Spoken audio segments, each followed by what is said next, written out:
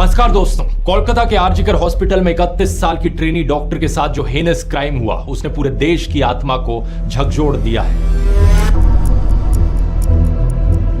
Waste Bengal सहित देश के कई इलाकों में प्रोटेस्ट देखने को मिले। डॉक्टर्स ने स्ट्राइक की, प्रोटेस्टर्स के ऊपर कई गुंडे बदमाशों ने हमला किया और अस्पताल में तोड़फोड़ देखने को मिली। पुलिस ने अभी तक 25 लोगों को गिरफ्तार किया है। सबसे ज्यादा सवाल यहां पर उठ रहे हैं ममता बनर्जी के खिलाफ, जो कि सिर्फ वेस्ट बंगाल की चीफ मिनिस्टर ही नहीं बल्कि वेस्ट बंगाल की होम मिनिस्टर और हेल्थ मिनिस्टर भी हैं। एक अजीब बात यह देखने को मिली कि इन्होंने एक प्रोटेस्ट रैली भी निकाली इस इंसिडेंट के बाद, लेकिन सवाल यह कि किसके खिलाफ कोई समझ नहीं पाया। इस घटना का मुख्य आरोपी है संजय रॉय, जो कि वेस्ट बंगाल पुलिस में एक सिविक वॉलंटियर था। पास्ट में इसकी 3 शादी टूट चुकी थी डोमेस्टिक वायलेंस के चलते। पहला सवाल यह कि किस तरीके के आदमी को रिक्रूट किया गया यहां पर सिविक वॉलंटियर बनने के लिए। इसकी डोमेस्टिक वायलेंस की हिस्ट्री को देखकर इसके खिलाफ तो पहले ही पुलिस एक्शन लिया जाना चाहिए था। सीसीटीवी फुटेज, इसके ब्लूटूथ डिवाइस और डीएनए सैंपल्स के आधार पर पुलिस ने इसे गिरफ्तार किया।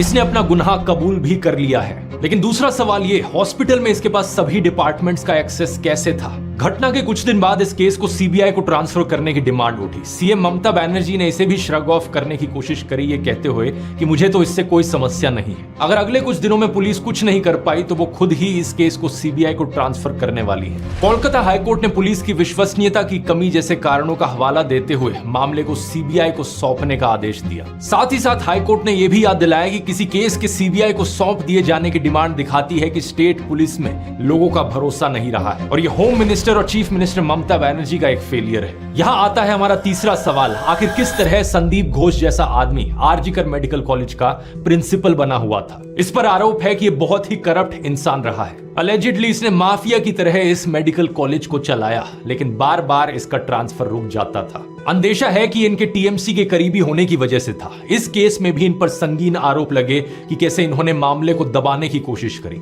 इसे एक आत्महत्या दिखाने की कोशिश करी। विक्टिम के पेरेंट्स को कई घंटों तक विक्टिम की बॉडी नहीं दिखाई गई। एफआईआर लिखने में भी देरी हुई और इन्हें जब वहां से हटाया गया उसके बाद भी इन्हें कैलकाटा नेशनल कॉलेज का प्रिंसिपल बना दिया गया।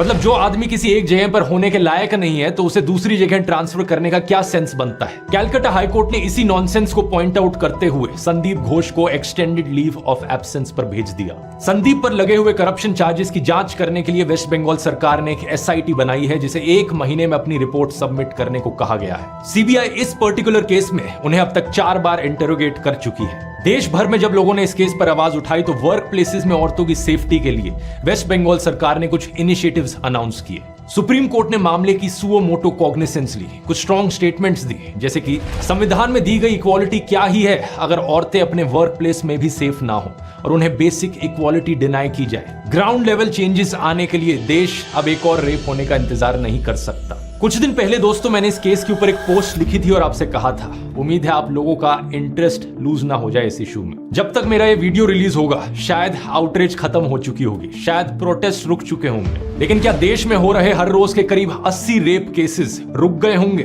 बिल्कुल भी नहीं। कोलकाता की खबर के बाद आई उत्तराखंड से ये खबर, एक नर्स के साथ भी ऐसा ही हादसा हुआ। इस केस में बस ड्राइवर और बस कंडक्टर शामिल थे। बेंगलुरु में 21 साल की कॉलेज स्टूडेंट पार्टी से घर जा रही थी और उसके साथ भी ये देखने को मिला।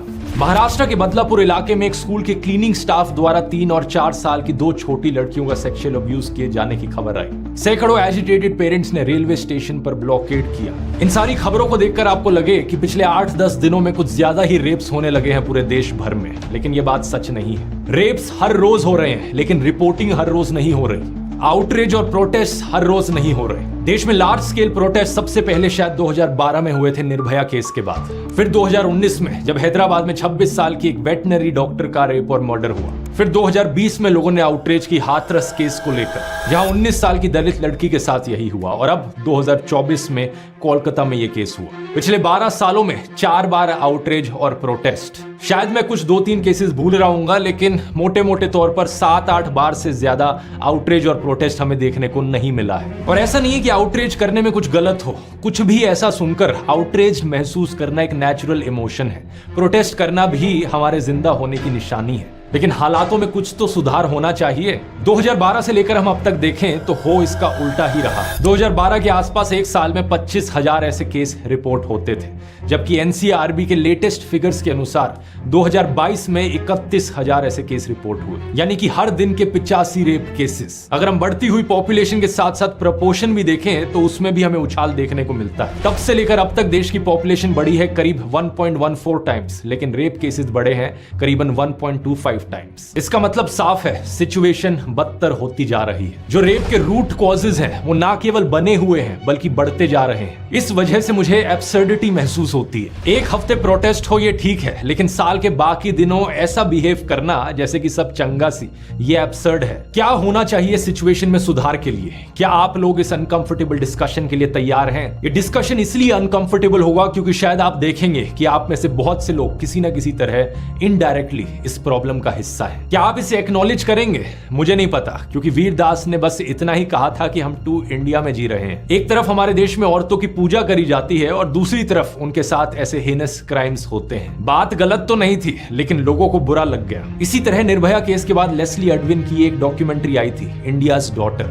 ये इतनी पावरफुल और थॉट प्रोवोकिंग डॉक्यूमेंट्री थी कि देश के हर एक स्कूल में इसे 10th क्लास के बच्चों को दिखाया जाना चाहिए था। लेकिन हमारे देश में लोग अनकंफर्टेबल हुए और इस डॉक्यूमेंट्री पर बैन लगा दिया गया। कहा गया कि इससे इंडिया की इंटरनेशनल इमेज खराब होगी। आज की डिस्कशन के बाद भी आपको इसी तरीके से अनकंफर्टेबल लग सकता है, लेकिन अगर आप जेन्युइनली कंसर्न्ड हो इस मुद्दे को लेकर तो वीडियो को आखिर तक देखना और जो स्टेप्स हम डिस्कस करेंगे सॉल्यूशन के लिए, उस सॉल्यूशन का हिस्सा भी बनना।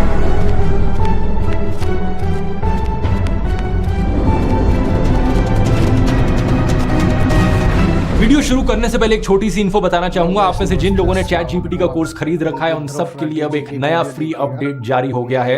2 घंटे से ज्यादा के नए लेसन्स ऐड किए जा चुके हैं इस कोर्स में, और इन नए लेसन्स में मैंने ना सिर्फ चैट जीपीटी बल्कि परप्लेक्सिटी जैसे नए सॉफ्टवेयर्स भी सिखाए हैं। जिन्होंने कोर्स ले रखा है उनके लिए कंप्लीटली फ्री अपडेट, आपको कुछ नहीं करना, जाके आप ऑनलाइन बस लॉग इन करके देख सकते हैं नए लेसन्स। और जिन्होंने अभी तक नहीं लिया है उनके लिए अभी भी मौका है। गेट 41 कूपन कोड यूज कीजिए, 41% ऑफ मिलेगा। अभी भी 500 लोग आप में से इस कूपन को यूज कर सकते हैं। इसका लिंक नीचे डिस्क्रिप्शन में मिल जाएगा, या फिर आप इस क्यूआर कोड को स्कैन कर सकते हैं। हालांकि टोटल कंटेंट अब 8 घंटे से ज्यादा का हो चुका है इस कोर्स में, लेकिन और भी ऐसे फ्री अपडेट्स फ्यूचर में आते रहेंगे अभी के लिए। इस वीडियो की शुरुआत करते हैं एक बड़े सिंपल से सवाल से, क्या रेप गलत है? आप लोग कहोगे कि क्या बेहुदा सा सवाल पूछ रहा हूं मैं। ऑब्वियसली रेप गलत चीज है, लेकिन जब हम अपने आसपास के सोसाइटल एटीट्यूड्स को देखते हैं तो कुछ और ही तस्वीर निकल कर आती है। हर कोई कहता तो है कि रेप गलत चीज है, लेकिन कंडीशंस अपनी अप्लाई करता है उसके साथ। जैसे कि नुपुर शर्मा का केस देख लो, बीजेपी की वो नेता जिन्होंने एक ही दिन में 3 अलग अलग टीवी चैनल्स पर प्रॉफिट मोहम्मद के बारे में कुछ ऑब्जेक्शनेबल चीजें कही। मैंने इसे क्रिटिसाइज करते हुए एक वीडियो भी बनाया था जिसमें बताया कि कैसे नुपुर की स्टेटमेंट्स पूरी तरीके से डेलिब्रेट और मैलिशियस थी। इस वजह से हमारे देश को अरब देशों के सामने शर्मिंदा भी होना पड़ा था। लेकिन क्या नुपुर की इस गलती की वजह से उन्हें रेप थ्रेट्स दिए जाना जायज हो जाता है? बिल्कुल भी नहीं। जाने उन्हें कितने सारे डेथ थ्रेट्स और रेप थ्रेट्स मिले जिनका एक सभ्य समाज में कोई जस्टिफिकेशन नहीं हो सकता। ऑड्री ट्रुश्के का केस देखिए, ये एक ट्रेंड हिस्टोरियन है। औरंगजेब पर इन्होंने काफी लिखा है। ऐसा नहीं है कि औरंगजेब को इन्होंने महान राजा कहा हो, लेकिन इनकी फाइंडिंग्स के हिसाब से औरंगजेब एक कॉम्प्लिकेटेड कैरेक्टर था जिसने एक तरफ हिंदू मंदिर तोड़े थे लेकिन कई बार हिंदू मंदिरों को बचाया भी था। अगर किसी को इनकी हिस्टोरिकल फाइंडिंग्स में कुछ गलत लगता हो तो इनके साथ आर्ग्यू कर सकता है, इनके खिलाफ एविडेंस दे सकता है, लेकिन नहीं, लोग क्या देते हैं? डेथ थ्रेट्स और रेप थ्रेट्स। इंदिरा जयसिंह का केस देख लीजिए, famous human rights lawyer, gender equality के लिए बहुत से लैंडमार्क केसेस में ये अपीयर हुई हैं। जब निर्भया के रेपिस्ट को फांसी की सजा मिलने वाली थी तो इन्होंने कैपिटल पनिशमेंट के खिलाफ बयान दिया। कॉन्टेक्स्ट के लिए बता दूं, दुनिया के 112 देशों में डेथ पेनल्टी को खत्म किया जा चुका है। फिर भी शायद ये आर्ग्यू किया जा सकता है कि इंदिरा जयसिंह का बयान इल टाइम्ड था, रॉन्गली वर्डेड था, या निर्भया के पेरेंट्स से ऐसी कोई अपील करना गलत था। हम डेथ पेनल्टी पर उनके विचारों से असहमत हो सकते हैं, लेकिन कंगना रनौत ने क्या कहा? उनको रेपिस्ट सिंपैथाइजर कह डाला। इतना ही नहीं, उनको रेपिस्ट के साथ जेल में रखने की भी बात कर डाली। उस लेडी को उन लड़कों के साथ 4 दिन जेल में रखो जिनको बड़ी दया आती है, और ऐसी ही औरतों की कोख से ऐसे निकलते हैं दहशी दरिंदे। इसी पॉलिटिकल ओपिनियन या पॉलिटिकल सपोर्ट में बेवकूफ बनकर ही ऐसा होता है कि बिल्किस बानो के कॉन्विक्टेड रेपिस्ट को रिलीज करवा दिया जाता है। ऐसे दरिंदों को मिठाई खिलाई जाती है, संस्कारी ब्राह्मण कहा जाता है, और लोग आउटरेज नहीं करते। प्रज्वल रेवन्ना जिसके बारे में 2500 से ज्यादा औरतों के यौन शोषण की रिपोर्ट आई, लेकिन बहुत से लोग चुप रहे। कॉन्विक्टेड रेपिस्ट गुरमीत राम रहीम को बार बार पैरोल दी जाती है इलेक्शन से पहले। जो इसके अंधभक्त हैं वो कहते हैं हाँ रेप करना गलत तो है और हमारे बाबा कॉन्विक्ट भी हुए हैं, लेकिन फिर भी हम इस बात को इग्नोर करके बाबा जिसे कहेंगे हम उसको वोट करेंगे। बृजभूषण सिंह, कुलदीप सेंगर और कठुआ केस के रेपिस्ट के फेवर में तो रैलियां निकाली जाती हैं, और जो बीजेपी नेता चौधरी लाल सिंह रेप अक्यूज के सपोर्ट में रैली निकाल रहा था, फिर उसे कांग्रेस में शामिल कर दिया गया और चुनाव की टिकट भी दी गई। इसलिए मैं कहता हूं सोशल मीडिया पर कहता हर कोई है कि रेप गलत है, लेकिन जब बात रेपिस्ट को सपोर्ट करने की आती है, अपने पॉलिटिकल ओपिनियन की आती है और खुद की विचारों की आती है, तो लोग यहां पर कंडीशंस अप्लाई कर देते हैं। अरे अगर आपको किसी की बात ठीक नहीं लगती तो आप उन्हें क्रिटिसाइज कर सकते हो, अगर उन्होंने कुछ इलीगल किया है तो आप पुलिस रिपोर्ट कर सकते हो, लेकिन रेप गलत है, फुल स्टॉप। रेप थ्रेट गलत है, फुल स्टॉप। लेकिन प्रॉब्लम यह है कि लोगों की अगर मगर चलती रहती है, और बात यहां सिर्फ सोशियो पॉलिटिकल ओपिनियन तक सीमित नहीं है, बल्कि लोगों के बहुत सारे दूसरे प्रोविजंस में भी कंडीशंस अप्लाई होती है। हाथरस के केस में सुधीर चौधरी ने जी न्यूज पर कहा कि विक्टिम के अक्यूज के साथ प्रेम संबंध थे। इसको साबित करने के लिए गांव के एक शख्स के साथ इंटरव्यू भी लिया। हमारी इन्वेस्टिगेशन के अनुसार पीड़िता और मुख्य आरोपी, जिसका नाम है संदीप, इनके बीच पुरानी जान पहचान थी, प्रेम संबंध था। न्यूज 18 की रिपोर्टर अनामिका 45 मिनट के शो में चिल्लाती रही कि विक्टिम के घर के एक फोन से अक्यूज के नंबर पर 104 कॉल हैं। घंटों तक इनकी बात हुई थी, हम आप तक सच पहुंचा रहे हैं। इस पे घंटों बात हुई है और 104 बार बात हुई है। हम सच को सामने लाते हैं। न्यूज 18 जहां पहुंचता है वहां सच बोलता है, सच। अर्नब गोस्वामी ने तो ये तक कह दिया कि यहाँ कोई रेप नहीं हुआ था, ये सब मनोहर कहानी है। बीजेपी नेता और हरियाणा के फॉर्मर मुख्यमंत्री मनोहर लाल खट्टर ने भी कुछ ऐसा ही कहा था कि 80 से 90% मामलों में अक्यूज्ड और विक्टिम एक दूसरे के परिचित होते हैं। उनमें झगड़ा हो जाता है तो लड़की रेप का इल्जाम लगा देती है। इसी तरह की इनसेंसिटिव स्टेटमेंट्स हमें वेस्ट बंगाल सीएम ममता बनर्जी से भी सुनने को मिली है, जैसे कि 2022 कन्नाडिया रेप केस, जहां एक 14 साल की बच्ची विक्टिम थी। उस पर उन्होंने कहा कि लड़की का लड़के के साथ लव अफेयर था। इस तरीके की बातों को डिबंक करने में भी ऑकवर्ड सा महसूस होता है। क्या ये चीज भी अब इनको समझानी पड़ेगी कि प्यार में होने का मतलब रेप का लाइसेंस नहीं होता। बात बड़ी सिंपल है, रेप यानी जबरदस्ती, रेप यानी किसी की फ्रीडम का वायलेशन।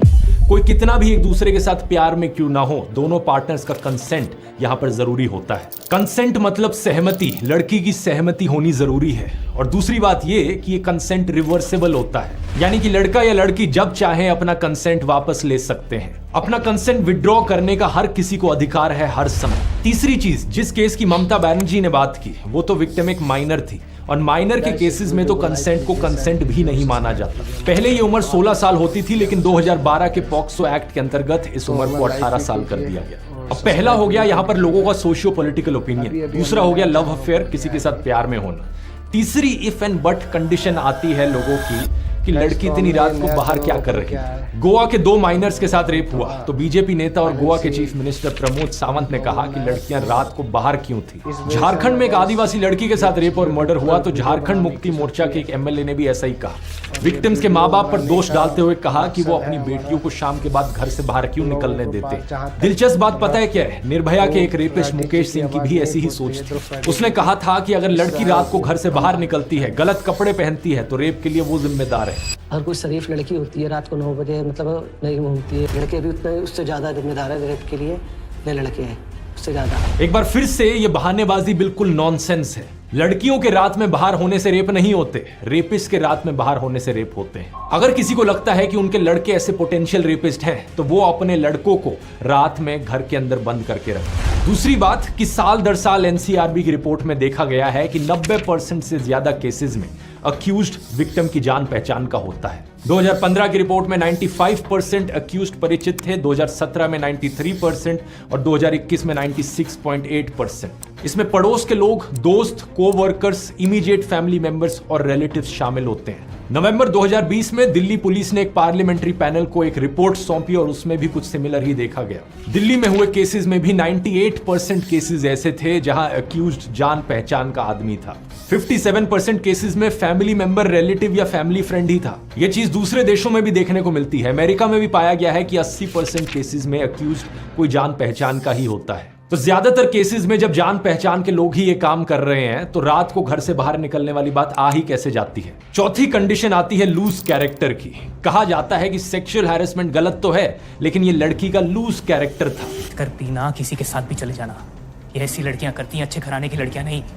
ऐसी लड़कियों के साथ ना ऐसा ही होता है। आराम से साथ चल दे और बैठ के पिए, कोई भी लड़का समझेगा ना कि ये लड़कियां तैयार हैं, वरना क्यों आएंगी, क्यों पिएंगी। रेप के खिलाफ हो रहे प्रोटेस्ट में भी हमें अक्सर सुनने को मिलता है कि औरतें तो देवी का रूप होती हैं, वो किसी की बेटी, किसी की बहन, किसी की माँ होती हैं। लेकिन प्रॉब्लम ये भी है, लोग एक तरफ या तो औरतों को पूरा भगवान की तरह देखते हैं या फिर दूसरी तरफ उन्हें बिल्कुल ऑब्जेक्ट्स की तरह देखते हैं। अरे उन्हें इंसान की तरह भी तो देख लो, हर एक औरत एक इंसान होती है आदमी की तरह। अब ये औरत चाहे एक लोकल स्टेज डांसर हो या फिर एक तवायफ ही क्यों ना हो, हर एक इंसान की तरह उन्हें भी संविधान ने आजादी का बराबर हक दिया है। लेकिन अक्षय कुमार की फिल्म में कैसे डायलॉग्स हमें सुनने को मिलते हैं, तवायफ की लुटती हुई इज्जत को बचाना और 30 मार खान को कैद करना दोनों बेकार है। तवायफ की लुटती इज्जत को बचाना और 30 मार खान को कैद करना दोनों बेकार है, दोनों बेकार है। शाबाश, कमाल का लाइन है। कुछ रेपिस्ट मेंटालिटी के लोगों की ऐसी सोच होती है कि अगर लड़की स्टेज पर डांस कर रही है तो उसके साथ छेड़छाड़ की जा सकती है। ऐसे लोग उस औरत को चरित्रहीन कहते हैं, लेकिन असलियत में इस विचारधारा के लोगों से ज्यादा चरित्रहीन कोई हो नहीं सकता। एक शानदार फिल्म आई थी इस पर एक बार, अनारकली ऑफ आरा, जिसमें स्वरा भास्कर ने ऐसी ही एक लोकल स्टेज डांसर का रोल किया था। एक नेता उस पर असॉल्ट करता है तो वो उसके खिलाफ लड़ती है। फिल्म में यही दिखाया गया है कि हर एक औरत को अपने शरीर पर अधिकार है। पिंक भी ऐसी ही एक सेंसिटिव फिल्म है जिसमें दिखाया गया है कि किसी लड़की के शराब पी लेने का मतलब ये नहीं होता कि उसके साथ मिसबिहेव किया जा सके। ये रेपिस्ट मेंटालिटी वाले लोगों का एक और एक्सक्यूज होता है कि लड़की ने तो शराब पी हुई थी। ये बात सही है कि शराब पीना सेहत के लिए हानिकारक होता है, लेकिन शराब पीने से किसी का कैरेक्टर जज नहीं किया जा सकता और इसे सेक्सुअल असॉल्ट का बहाना तो बिल्कुल नहीं बनाया जा सकता। यहां भी कंसेंट यानी सहमति जरूरी है। इनफैक्ट बीएनएस सेक्शन 63 तो ये भी कहता है कि औरत की कंसेंट इंटॉक्सिकेशन की वजह से थी तो रेप का चार्ज भी बन सकता है। छठी कंडीशन, जो कि सबसे कॉमन विक्टिम ब्लेमिंग है, कि रेप गलत तो है लेकिन लड़की ने छोटे कपड़े पहन रखे थे। ये एक बार फिर से बिल्कुल ही बकवास आर्ग्यूमेंट है। अगर छोटे कपड़े की वजह से रेप होता है तो छोटी बच्चियों का रेप क्यों होता है? बूढ़ी औरतों का रेप क्यों होता है? मेंटली इल बच्चों के साथ रेप क्यों होता है? साड़ी और बुर्का पहनी हुई औरतों का रेप क्यों होता है? गांव में रेप क्यों होता है? राजस्थान और उत्तर प्रदेश में तो लड़कियों के छोटे कपड़े पहनना बहुत ही रेयर बात है, तो वहां पर सबसे ज्यादा रेप क्यों देखने को मिलते हैं? इतना बकवास आर्ग्यूमेंट, लेकिन फिर भी पता नहीं क्यों बहुत से लोगों के मन में, समाज में यही आर्ग्यूमेंट बना रहता है, अटक गया है उनके मन में कि लड़की ने छोटे कपड़े पहने थे, यही कारण हो। All the ladies wear the shorted dress or naked direct. If you are the parents, please control the girls. Bombay high court में तक एक आदमी ने एक बार कहा था कि छोटे कपड़ों की वजह से रेप होता है। कोडी कोर्ट, सेशन कोर्ट्स में तो एक जज ने कह दिया था कि फोटो में कंप्लेन करने वाली ने भड़काऊ कपड़े पहने हुए थे, इसलिए अक्यूज्ड के खिलाफ प्राइमा फेसी सेक्सुअल हैरेसमेंट का सेक्शन नहीं लगेगा। बीजेपी नेता सीसी पाटिल ने भी ऐसा ही कुछ बयान दिया था, जो बाद में असेंबली में पौन देखते हुए पकड़े गए थे। बीजेपी एमएलए रेणुकाचार्य और राजकोट में बीजेपी मेयर रक्षा बोरिया भी ऐसे बयान दे चुके हैं। एक एनजीओ अक्षरा सेंटर ने 8 शहरों में सर्वे किया, करीबन 3000 आदमी और 3000 औरतों का सर्वे किया जो 15 से 29 साल की उम्र के बीच के थे। इनमें से 54.8% लड़कों ने कहा कि रिवीलिंग कपड़े पहनने की वजह से रेप या सेक्सुअल हैरेसमेंट होती है। और कमाल की बात तो देखिए, 39.2% फीमेल्स का भी यही मानना था, यानी औरतें खुद इस गलत सोच का शिकार हैं। इस सोच के पीछे जिम्मेदार है एक बड़ा पॉपुलर परसेप्शन, जो लोगों का मानना है कि रेप का कारण होता है सेक्सुअल अर्ज। कुछ दिन पहले ही एक फिल्म आई थी महाराजा, फिल्म अच्छी थी लेकिन उसमें भी रेप का यही इनकरेक्ट रिप्रेजेंटेशन दिखा रखा था। बहुत सी पुरानी हिंदी फिल्मों में जहां रेप को एक शैलो प्लॉट डिवाइस की तरह इस्तेमाल किया जाता है, जहां प्रेम चोपड़ा, शक्ति कपूर और रंजीत ने रेपिस्ट के किरदार निभाए हैं, वहां भी रेपिस्ट को इसी तरीके से पोर्ट्रे किया गया। जानी दुश्मन की इस पुरानी फिल्म ने तो सारी हदें पार कर दी थी। अक्षय कुमार का कैरेक्टर इस फिल्म में लड़की को अपने मोलेस्टर्स को माफ करने को कहता है, ये कहकर कि तुम्हारी जैसी खूबसूरत लड़की को देखकर तो मरे हुए आदमी का भी दिल धड़क उठे। तुम्हारी जैसी खूबसूरत लड़की को देखकर मरे हुए आदमी का भी दिल धड़क उठे, फिर तो ये जीते जागते नौजवान है, इनका क्या हाल होगा? लेकिन सच बात क्या है दोस्तों कि सेक्सुअल अर्ज का रेप से कोई कनेक्शन नहीं है, इसलिए इसे जवानी का जोश कहकर जस्टिफाई करना बंद कर दो। ऐसा नहीं है कि जो लोग रेप नहीं करते उनमें अर्ज नहीं होती, और रेपिस्ट में इतनी अर्ज होती है कि वो अनकंट्रोलेबल हो जाती है। ये बिल्कुल बकवास बात है। बहुत बार रेपिस्ट के पास कोई कंसेंटिंग पार्टनर भी होता है, वो शादीशुदा होते हैं। पॉल गेबार्ड की इस रिसर्च में और कई सारे सर्वेज में यही चीज बार बार बताई गई है। असलियत में रेप के पीछे 3 कारण होते हैं और रेपिस्ट को 3 कैटेगरीज में डिवाइड किया जाता है। पहले है पावर रेपिस्ट, जो सेल्फ वर्थ इश्यूज से पीड़ित होते हैं। इस एक्ट के थ्रू वो एक पावर फील करना चाहते हैं। दूसरे एंगर रेपिस्ट, जिनमें गुस्सा होता है। ये लोग बहुत अब्यूजिव होते हैं और गालियां देते हैं, और विक्टिम अगर रेजिस्ट भी ना करे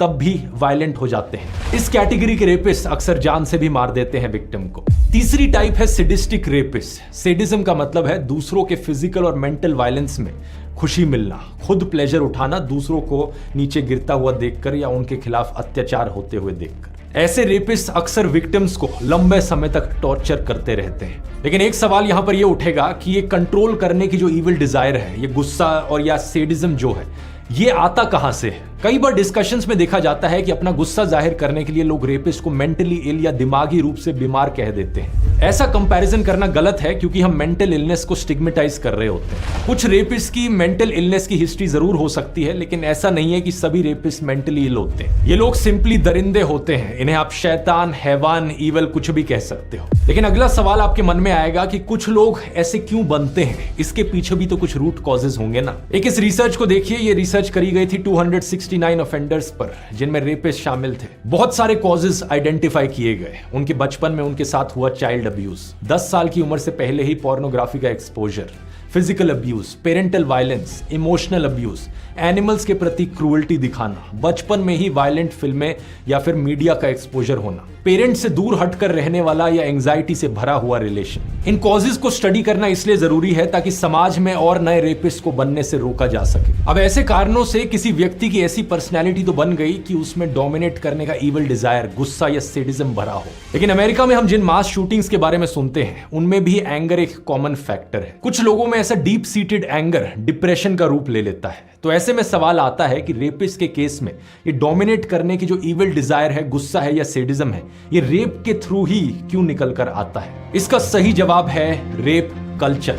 दुनिया भर में इस शब्द का इस्तेमाल होता है उस मास मीडिया, उन सोसाइटियल एटीट्यूड्स और ट्रेडिशंस को डिनोट करने के लिए जो रेप को ट्रिवियलाइज या नॉर्मलाइज करते हैं। जैसे कि कमबख्त इश्क फिल्म में करीना कपूर कहती हैं कि तुम क्या मेरा मुंह बंद कराओगे, तो अक्षय कुमार का किरदार उन्हें जबरदस्ती किस कर लेता है। ये सब कॉमेडी के नाम पर होता है। ऐसी ही so called comedy Kabir Singh film में भी देखी जाती है, जहां पर लीड कैरेक्टर एक लड़की को नाइफ पॉइंट पर रखकर मोलेस्ट करता है। लुइस सीके, जॉर्ज कार्लिन और नॉम मैकडोनल्ड जैसे कई सारे famous stand up comedians rape के बारे में ऐसे जोक्स करते हुए देखे गए हैं। और इंडियन स्टैंड अप कॉमेडी में भी गालियों की भरमार है। ना केवल मेल बल्कि फीमेल स्टैंड अप कॉमेडियंस भी ऐसी मां बहन की गालियां देती हैं जो सेक्सुअल वायलेंस को नॉर्मलाइज करती हैं। दोस्तों के साथ कैजुअल कॉन्वर्सेशंस में भी कई सारे लोग ऐसी गालियों का इस्तेमाल करते हैं जो कि आम बात बन गई है। कुछ लोग ये गुस्से में करते हैं तो कुछ लोग मजाक में करते हैं, लेकिन ये सब करने से रेप कल्चर नॉर्मलाइज होता है। इसी को ही कहते हैं रेप की नॉर्मलाइजेशन, जहां आपको रेप जोक्स पर हंसी आती है। रेप वीडियो देखने में या रेप थ्रेट्स देने में